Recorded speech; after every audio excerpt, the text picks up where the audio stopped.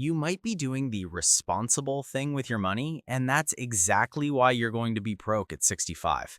Millions of people save for decades doing everything society tells them to do, only to reach retirement and realize they don't have nearly enough to survive. The scariest part? They felt financially secure the entire time. You wake up, grab your phone, check your banking app, and for a moment, you feel good. That savings balance is higher than last month. You're not reckless like your friends who blow every paycheck on takeout and random stuff, but then that voice hits you. Okay, but is this actually enough, or am I just pretending? Let me introduce you to James. 35 years old, decent job, not rich, but not broke either. He had about $7,200 sitting in a traditional savings account, earning basically nothing. Every month, $400 would transfer from checking to savings. He felt responsible. He felt like he was winning. Until one night, scrolling through YouTube, he clicked on a video that completely destroyed his sense of security. The title, Why Your Savings Plan is Flawed. And he heard this line that hit him like a punch to the gut. Activity is not the same as achievement. You can feel financially secure while being mathematically doomed. Here's what James didn't realize, and what you probably don't realize either. His brain was addicted to something behavioral economists call pseudo-productivity. Every time he saw that balance grow, his reward circuit fired, releasing dopamine. It felt like progress, it felt like safety, but emotions don't care about math. Research from the University of Chicago found something terrifying.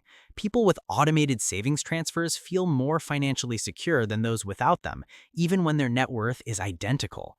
Your emotions can lie to you while your future quietly falls apart. So one night, frustrated and panicking, James did what he'd been avoiding for months. He opened a retirement calculator. How much do I actually need to save each month to retire at 65? He plugged in his age, his income, expected returns. The number that appeared on his screen? $900 a month. He was saving $400. In that moment, he realized his savings plan wasn't a plan at all. It was a delay tactic. But here's where everything changed for James, and where it can change for you too. Instead of asking, how do I save more, he asked, why is my current approach fundamentally broken? And that question revealed three structural flaws that keep most people trapped in financial mediocrity. First flaw, he was saving whatever was left over. Think about your last payday. You got your check, paid rent, bought groceries, grabbed dinner with friends, maybe ordered something online you didn't really need. Then at the end of the month, whatever survived went into savings. Sound familiar? This is Parkinson's law of money in action. Your spending expands to fill whatever funds feel available.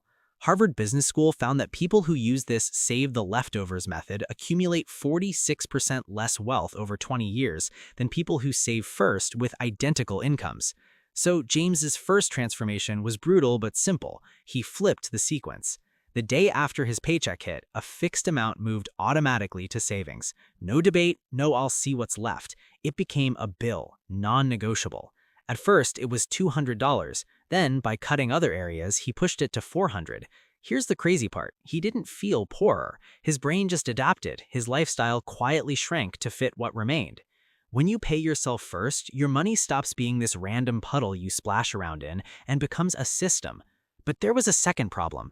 Even with this new habit, his money was sitting in the wrong place.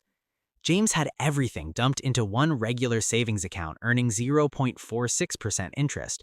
It looked safe, it felt safe. Mathematically, it was almost useless. Let me show you the numbers. $50,000 in a traditional savings account at 0.5% for 15 years earns about $3,500 in interest. That same $50,000 in a high-yield account at 5%, over $30,000 in growth. Same discipline, same timeline, but he was leaving $26,000 on the table. So James's second transformation, he flipped his buckets. He stopped treating savings like this giant pile and built what financial experts call a structural taxonomy of liquid reserves. Sounds complicated, but it's just 3 layers that match how money actually works in your life. Layer 1, the resilience layer. This is your emergency buffer for real emergencies. Job loss, medical bills, when your car engine dies at the worst possible moment. James calculated his essential monthly expenses, $2,500. His target emergency fund, $7,500 to $15,000. He opened a separate high-yield savings account at a digital bank paying over 4% APY. He labeled it Emergency, Do Not Touch, and automated transfers until this layer was fully funded. Quick reality check. How many of your savings are one click away from being rated for a spontaneous trip or new phone? If you want your brain to treat money differently, you have to physically separate it. Layer 2, the stabilization layer. This is where most people collapse. You don't get derailed by rent you see come. You get wrecked by the surprises that aren't actually surprises.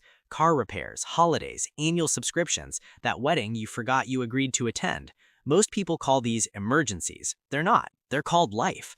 James listed his future problems: $900 for new tires in 9 months, $1,200 for holiday gifts and travel, $400 for car registration. Then he did the math. New tires, 900 divided by 9 equals 100 monthly. Holiday fund, 1,200 divided by 10 equals 120 monthly. He opened another high-yield account with digital buckets for each category. Every payday, these amounts flowed in automatically. So when his tires finally blew, he didn't panic. He just moved money from car to checking. Done. That's the difference between broke but saving and stable and building. Layer 3, the opportunity layer. This is where wealth is actually born. Before, everything James saved went into that sad little savings account. Now, anything above his emergency fund and sinking funds got a different job: building future wealth through compound growth. Remember that comparison I mentioned earlier?